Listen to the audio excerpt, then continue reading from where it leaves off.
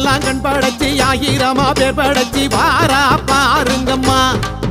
அவ யாரு மாரியம்மா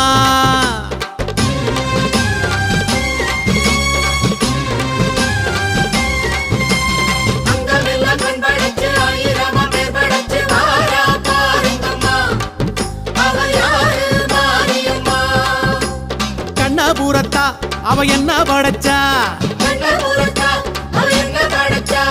சித்திரையில் முத்தடுக்க கொள்ளிடத்து ஆத்து பக்கம் வாரா மாரியம்மா இப்ப வாரா ஊர்வலமா